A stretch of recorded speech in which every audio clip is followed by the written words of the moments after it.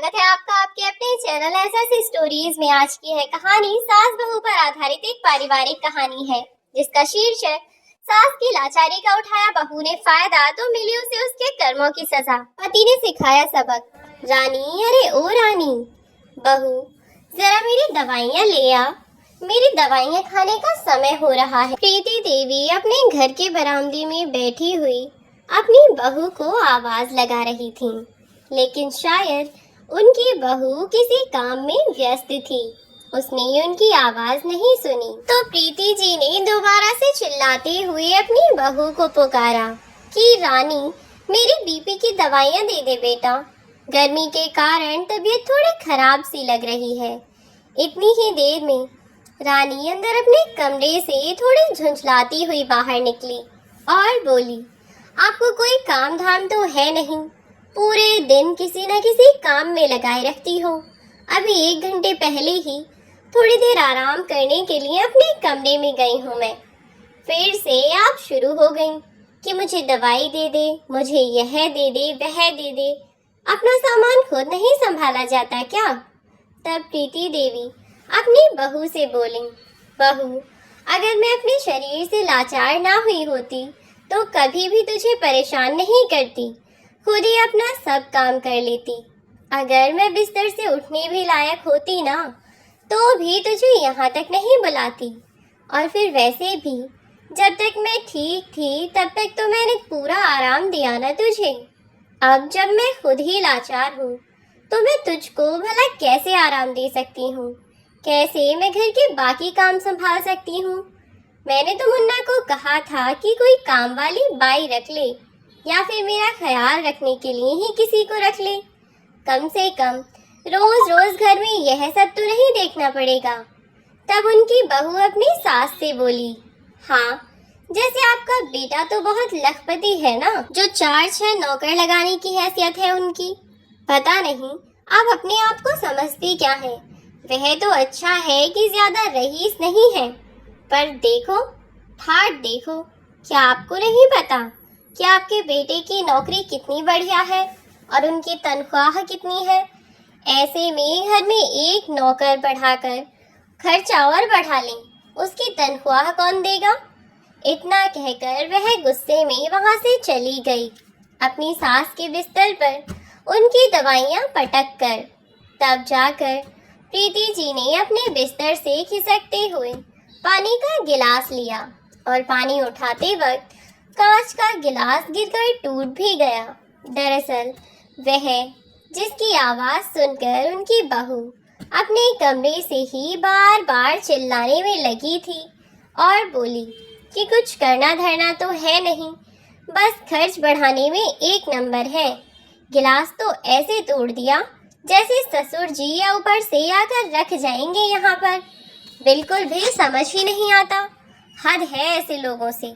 अब ऐसे लोगों का क्या किया जाए? वह कमरे में ही चीखती और चिल्लाती हुई रही। कुछ देर बाद वह खुद ही शांत हो गई, लेकिन उठ के आके अपनी सास के पास आकर उसने एक बार यह नहीं देखा कि आखिर उसकी सास को चाहिए क्या।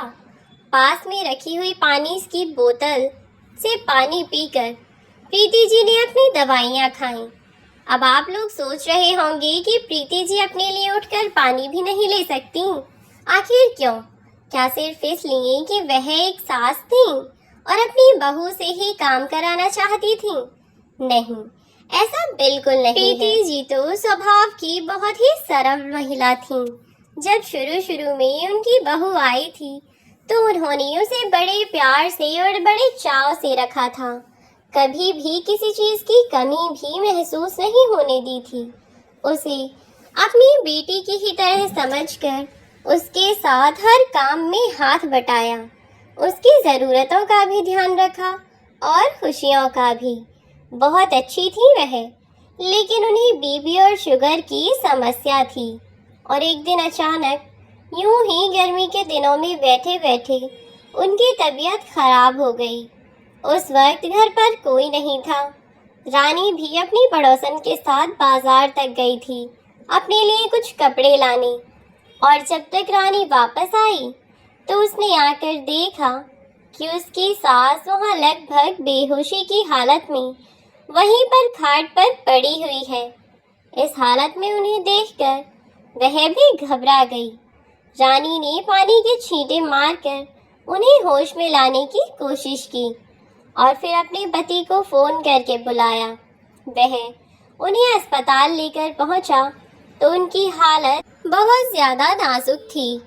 वह अपनी आंखें भी खोल नहीं पा रही थीं। अपनी माँ की ऐसी हालत देखकर विपुल भी कुछ घबरा गया, लेकिन फिर डॉक्टर से बात करने के बाद आखिरकार उसने अपनी माँ को अस्पताल में ही एडमिट कर दिया।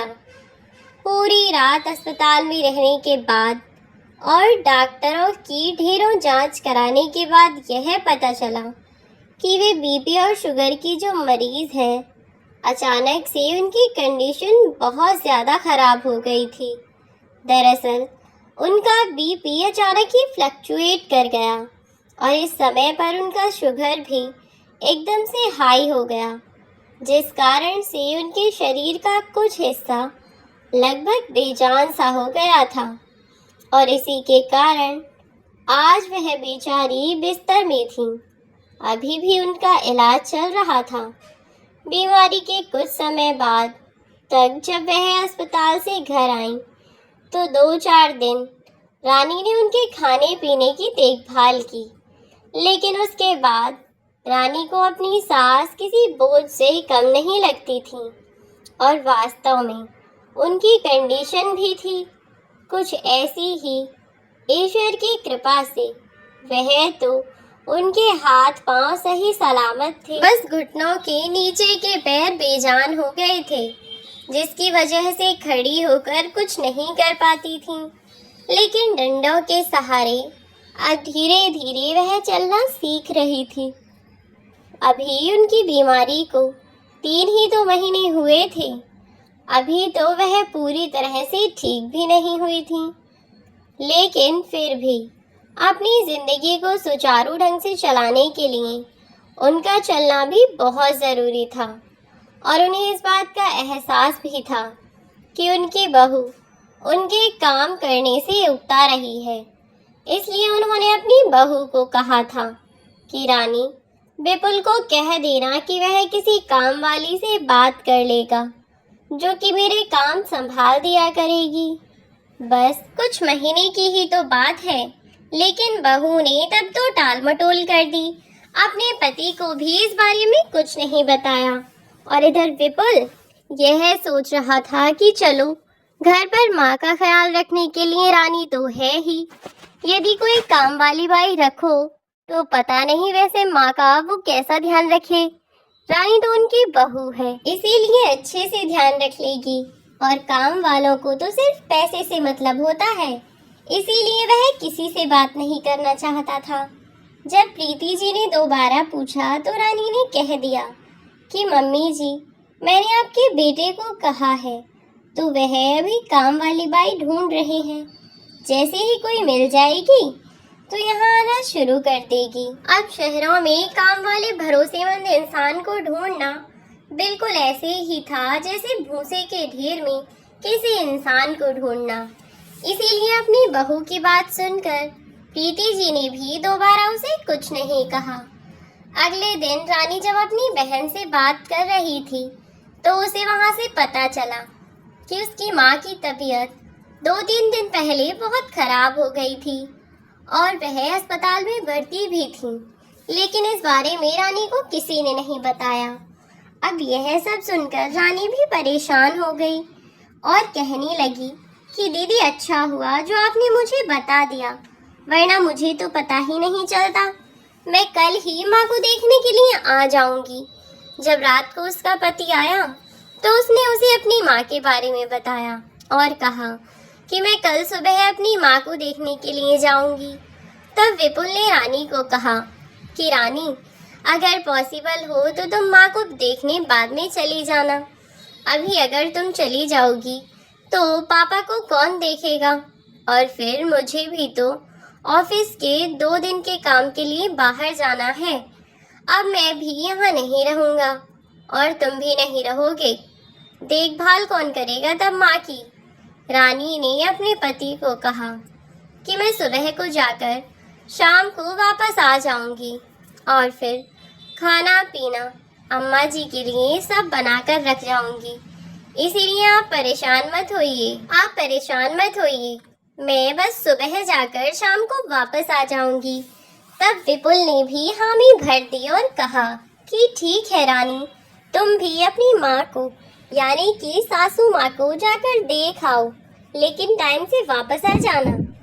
अगले दिन रानी अपनी माँ के यहाँ जा रही थी। तब वह अपनी सास के लिए खाना बनाकर कमरे में ही रख गई और अपनी माँ को देखने के लिए अपने मायके चली गई। जब उसने मायके जाकर देखा तो उसकी माँ भी बहुत कमज़ोर थी और इधर अभी तक 2 दिन से उसकी बहन उसकी माँ का ख्याल रख रही थी, जबकि उसकी भाभी ढंग से अपनी माँ का यानी कि अपनी सासू माँ का ख्याल नहीं रख रही थी। इसीलिए उन दोनों ने इस बारे में सोचा।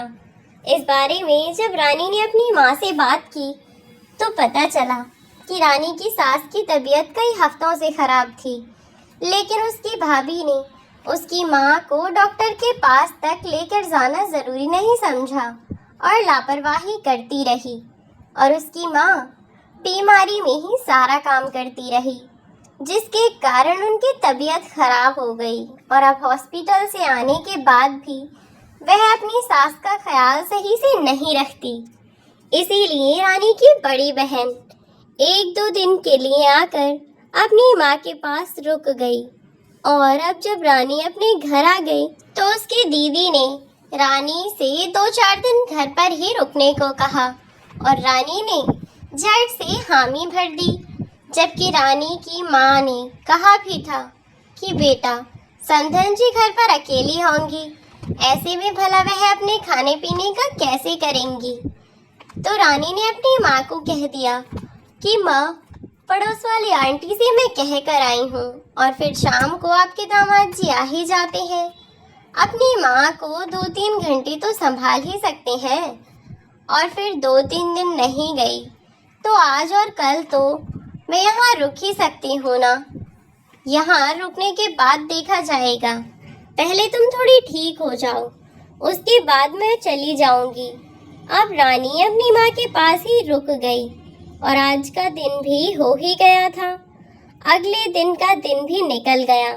अगले दिन अब रानी अपनी भाभी के पास पहुंची और अपनी दीदी के मुंह से यह सब बातें जब रानी ने यह सब बातें सुनी तो उसे अपनी भाभी पर बहुत गुस्सा आया और वह अपनी भाभी के कमरे में जाकर उससे झगड़ा करने लगी और बोली, भाभी तुम्हें शर्म नहीं आती? मेरी माँ की देखभाल तक नहीं कर सकते तुम? अरे मेरी माँ ने क्या बिगाड़ा है तुम्हारा जो तुम इतना भी नहीं कर सकती? घर में पड़ी पड़ी क्या अचार डालती हो जो अपनी सास की सेवा तक नहीं की जाती। ऐसी बहू होने से तो अच्छा है कि मेरी माँ की कोई बहू ही न होती। क्या इस घर में वे तुम्हें प्यार करें और वही सारा काम करती रहें, तुम्हारी सेवा करती रहें, जीवन भर वही सारा काम करें? अरे बहू का तो फर्ज होता है अपनी सास की सेवा करना। तो रानी की भाभी बोली, वह तो दिखाई दे ही रहा है, बड़ी आई मुझे ज्ञान बांटने वाली। अरे तुम्हारी सास तो खुद बेचारी एक एक टुकड़े के लिए दूसरों की मोहताज है, लेकिन तुम फिर भी बेशर्मों की तरह यहाँ कल से पड़ी हो। तुम्हारी माँ के तो फिर भी हाथ पैर चल रहे हैं, अपने लिए बनाकर खा सकती है। अगर मैं नहीं भी करती तो कौन सी बड़ी बात है, पर तुम तो अपनी उस लाचार सास को छोड़कर यहाँ आ पड़ी हो जो अपने लिए खाना तक नहीं बना सकती, जो उठकर कुछ ले तक नहीं सकती। कैसी बहू हो तुम? फालतू में मुझे ज्ञान मत बांटो। मैं अच्छे से समझ रही हूँ कि तुम कितनी बढ़िया हो, इसीलिए मुझे तो कोई ज्ञान देने की कोशिश ही मत करना, समझी? अब निकलो यहाँ से। इतना कहकर वह निकल गई। रानी की भाभी वहाँ से बाहर चली गई और उधर बेचारी प्रीति जी की बुरी हालत थी। रानी ने उनके लिए रात का खाना बनाकर तो रखा था, लेकिन एक दिन तक का तो खाना चल सकता है, अगले दिन भी गर्मियों के समय में वही खाना एक जगह रखा रहे तो खाना खराब होना स्वाभाविक सी बात है। अब ऐसे में प्रीति जी के आसपास कोई था भी नहीं और ना ही वह छड़ी जिसकी सहायता से उठकर वह इधर उधर जा सकती थी। हिम्मत करके उन्होंने इधर उधर ढूंढने की कोशिश की, लेकिन उन्हें कुछ न दिखा। अब उनके पास बेड से कूदने के अलावा कोई रास्ता नहीं था, क्योंकि उनके पैर उनका साथ नहीं दे रहे थे। लेकिन उन्हें डर था कि यदि बेड से कूदते वक्त जब वह बेड से कूदेंगी उस समय उन्हें कोई चोट लग गई तो कौन उन्हें देखेगा। बेचारी बिस्तर पर भूखी प्यासी पड़ी हुई थी। अगले दिन की शाम होने को आई और इधर रानी अपनी माँ की सेवा करने में व्यस्त थी। उसे अपनी सास का होश ही न रहा। तभी रानी का फोन बजा। रानी ने देखा तो उसके पति विपुल का फोन था। अब रानी ने विपुल का फोन बड़ी हिम्मत करके उठाया। उसकी हिम्मत तो नहीं हो रही थी कि मैं फोन उठाकर ही विपुल से बात कर सकूं, लेकिन फिर भी उसने खुद की हिम्मत बढ़ाई और फोन उठाकर उसने विपुल से बात भी की। जब विपुल ने उससे अपनी माँ से बात कराने को कहा तो रानी ने बहाना लगा दिया कि विपुल, माँ जी सो गई हैं, तुम कल उनसे बात कर लेना, मैं कल तुम्हारी उनसे बात करा दूंगी। लेकिन अचानक क्यों विपुल का फोन आ गया? कोई इत्तेफाक की बात नहीं थी यह, बल्कि विपुल को ऐसा कुछ शक हुआ, जिसके बाद विपुल ने अपनी माँ को फोन किया था, लेकिन वह फोन भी नहीं उठा रही थी। तब विपुल ने अपनी पत्नी को कॉल किया और अब भी उसकी पत्नी ने माँ से बात नहीं कराई। तो इस वजह से वह अब क्या ही करता। ऑफिस के काम से बाहर गया हुआ था और उसका काम जो कि आज शाम तक निपटने वाला था वह आज सुबह की मीटिंग में ही फाइनल हो गया और इसीलिए दूसरे शहर से अपने शहर के लिए सुबह मीटिंग खत्म होते ही वह निकल पड़ा। और इधर रानी को अपनी सास का होश ही नहीं था। रात को अपने पति को उसने बहाना लगा दिया और उसके बाद फिर से वह अपनी सास को जैसे भूल ही गई थी। उसे याद ही नहीं था कि उसे अपनी सास की भी देखभाल करनी है, वह किसी परेशानी में भी है या नहीं। वह तो मज़े से अपने घर में रह रही थी और अपनी माँ के ही बारे में सोच रही थी। बस मीटिंग खत्म होते ही विपुल जैसे ही अपने घर पहुँचा तो विपुल ने पाया कि उसके घर का ताला लगा हुआ है, क्योंकि दरवाज़ा बाहर से बंद था। तो ताला देखकर वह थोड़ा चौंक गया। उसने अपनी पत्नी को फ़ोन किया और पूछा कि रानी, तुम कहाँ हो? तब रानी ने उससे झूठ कहा कि विपुल, मैं तो घर ही हूँ। क्यों, क्या हुआ? आप ऐसे क्यों पूछ रहे हैं? मैं घर ही होंगी ना, और भला कहाँ होंगी?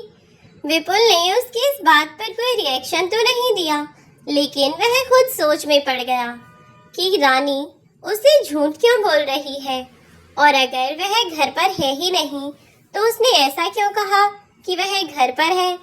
फिर विपुल ने रानी से कहा कि अच्छा, अगर तुम घर पर हो तो मेरी माँ से बात करा दो, क्योंकि मेरी रात भी उनसे बात नहीं हुई थी।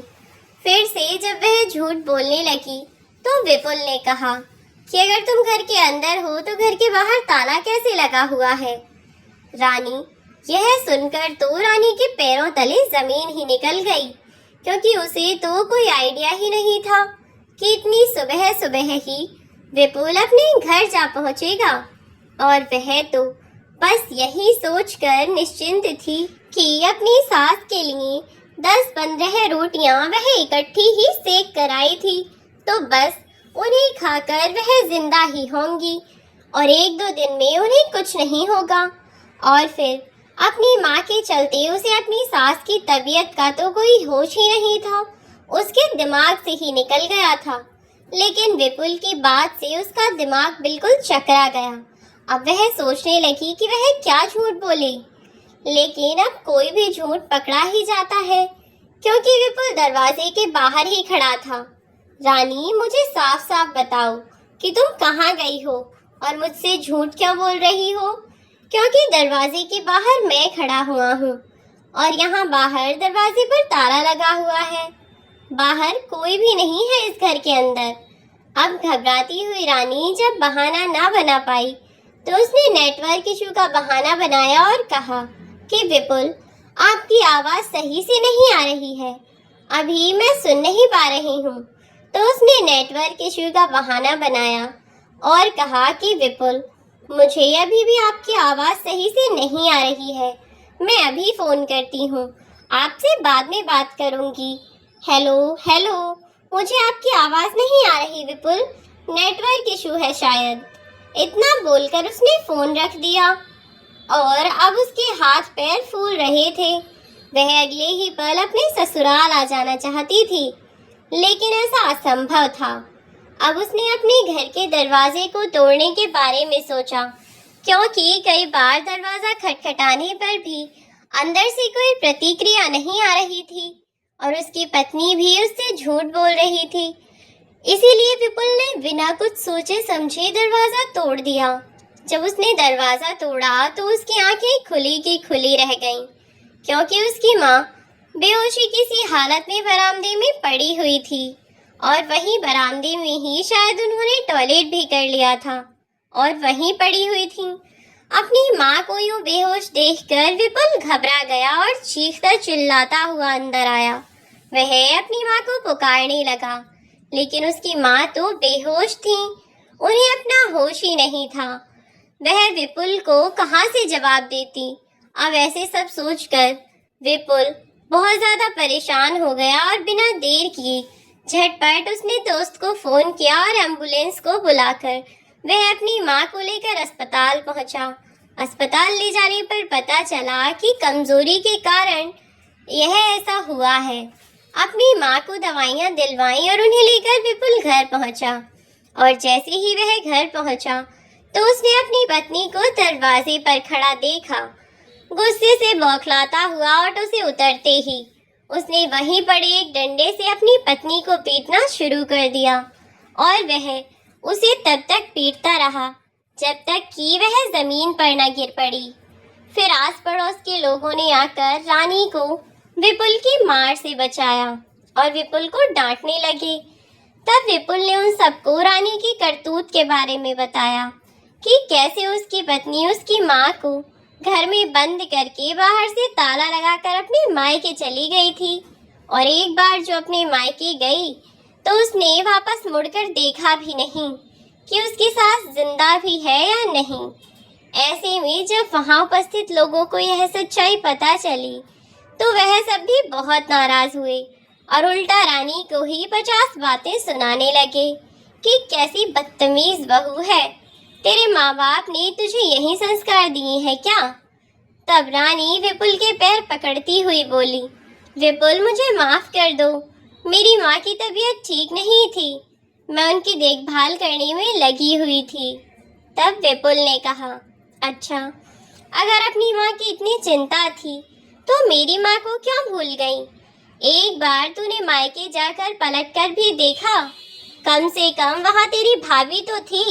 वह उल्टा सीधा ही सही जैसे भी होता तेरी माँ को बनाकर खाना खिला देती, लेकिन तू यहाँ मेरी माँ को भूखा प्यासा घर में बंद करके चली गई और पलट कर देखा तक नहीं कि वह कैसी है कैसी नहीं। वह तो शुक्र है तेरी भाभी को जिसने तुम दोनों के लड़ाई झगड़े में ही सही, लेकिन मुझे फ़ोन करके सारी बात बता दी। तब जाकर मैंने सोचा कि अगर तू अपने मायके में ही है तो मेरी माँ का घर पर ध्यान कौन रख रहा होगा। पर फिर भी मुझे लगा कि तू इतना नीचे नहीं गिर सकती। ज़रूर तूने माँ के लिए भी कुछ ना कुछ तो किया ही होगा, लेकिन पूरे पड़ोस में तूने किसी से भी कुछ नहीं कहा। उनका ध्यान रखने के लिए मैंने सोचा तूने किसी को तो कहा होगा, लेकिन घर के दरवाजे पर ताला देखते ही मेरा माथा ठिनक गया। कितनी बदतमीज औरत है तू, मेरी माँ के साथ इतना घटिया बर्ताव। समझ नहीं आता कि मैं क्या करूँ तेरा। कब तक तू मेरी माँ के साथ ऐसा ही बर्ताव करती रहेगी। तुझे क्या लगता है कि मैं तेरे ऊपर निर्भर हूँ और मेरी माँ की सेवा मैं नहीं कर सकता या करवा नहीं सकता। शौक चढ़ा है ना तुझे अपनी माँ की सेवा करने का, तो तेरे लिए कुछ है ही नहीं सास। तो जाओ, जाकर अपनी माँ की सेवा करो और दोबारा लौटकर यहाँ कभी वापस मत आना, समझी? गुस्से में विपुल ने रानी को भगा दिया और विपुल ने अपनी माँ के लिए एक फुल टाइम केयर टेकर रख दी, जो विपुल के लिए खाना भी बना दिया करती थी और उसकी माँ का ध्यान भी रखती थी। जब विपुल पूरी तरह से निश्चिंत था और इधर विपुल की पत्नी रानी, जो कि अपने मायके में अपनी माँ की सेवा करने के लिए आई थी, 2-4 दिन में ही रानी की माँ पूरी तरह से ठीक हो गई। और अब जब रानी अपने मायके में ही पड़ी रही तो उसे अपने घर जाने को उसकी माँ ने कहा। पता नहीं तू अपने ससुराल जा नहीं सकती क्या? क्योंकि वह तो दुनिया भर का तमाशा बनाकर यहाँ आई थी। अब यह बात वह अपनी माँ को बता नहीं सकती थी। और इधर रानी की भाभी दिन रात उसे बातों ही बातों में जूते से मारती रहती कि पता नहीं कैसी कैसी औरतें होती हैं, दूसरों को ज्ञान बांटने आती हैं और अपना घर संभाला नहीं जाता। पति घर से निकाल दे तो मायके में पड़ी रहती हैं। कम से कम ऐसी औरतों से तो अच्छी हूँ, अपने ससुराल में अपने पति और सास के साथ तो हूँ। और रानी के घर, उसके मोहल्ले में सबको पता चल गया था कि रानी के पति विपुल ने उसे गुस्से में उसके घर से निकाल दिया है और इसीलिए रानी इतने दिन से यहाँ पड़ी है। लेकिन यह सब जानने के बाद रानी के पड़ोस वाले भी उसके साथ अच्छा बर्ताव नहीं करते थे और गांव मोहल्ले की औरतें तो उसे सुनाती ही रहती, साथ ही उसकी माँ को भी सुनाती थीं कि हमने तुझे पहले ही मना किया था कि अपनी बेटी को इतना सर पर मत चढ़ा कि भविष्य में वह तेरे ही सर पर चढ़कर नाचे। अब देख ले तेरे लाड़ प्यार का नतीजा, क्या किया तेरी बेटी ने। अरे ऐसा तो कोई अपने दुश्मन के साथ भी नहीं करता जैसा तेरी बेटी ने अपनी सास के साथ किया है। बेचारी अपाहिज औरत को घर में बंद करके आ गई और 2 दिन तक पलट कर देखा भी नहीं। अरे अपनी माँ की इतनी चिंता है तो थोड़ी सास की भी कर लेती, जीवन तो वहीं से पार लगेगा बेटा। और सबसे बड़ी बात कि यहाँ तो तेरी बहन भी थी और तेरी भाभी भी, लेकिन फिर भी तू यहाँ आकर पड़ गई और वहाँ तेरी सास के पास तो कोई नहीं था ना। ऐसे में गुस्सा आना तो स्वाभाविक सी बात है। और फिर विपुल पर क्या बीती होगी जब उसने अपनी माँ को इस हालत में बरामदे में पड़े देखा होगा। बिल्कुल सही किया उसने तेरे साथ। अब तो यह रोज तीसरे दिन का काम हो गया। मोहल्ले में किसी को चर्चा के लिए कोई बात न मिलती तो सब रानी के घर की बात लेकर बैठ जाते और बस रानी के ही काम चोर पने को लेकर उसे सुनाते रहते। लेकिन जब कई दिन बीत गए तो रानी ने अपनी माँ को सब कुछ बता दिया था, क्योंकि मोहल्ले में भी सबको सब कुछ पता चल चुका था। रानी के ससुराल में उसके मोहल्ले की एक लड़की थी जिसने पूरे मोहल्ले में रानी की सच्चाई सबको बता कर रख दी थी। अब रानी झुंझलाने लगी। वह झुंझलाकर भी कुछ नहीं कर सकती थी, इसीलिए जब भी कोई उसकी बुराई करता तो वह आकर अपने कमरे में रोने लगती। रानी की माँ ने अपने दामाद विपुल को फोन किया और फोन पर उससे सारी बात की, लेकिन फिलहाल के लिए विपुल नहीं माना।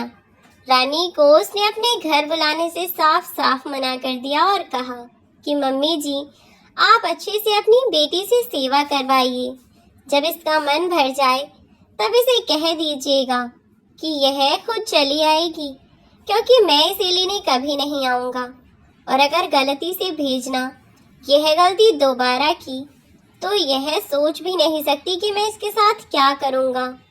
कुछ दिन तो रानी यही सोचती रही कि उसका पति ही उसे लेने आएगा, पर जब 2-3 दिन और बीत गए लेकिन विपुल नहीं आया तो आखिरकार अपना सा मुंह लेकर रानी ही अपने ससुराल वापस पहुंच गई। विपुल ने उसे देखा तो ना ही उसे लौटने के लिए कहा, ना ही घर के अंदर आने के लिए कहा।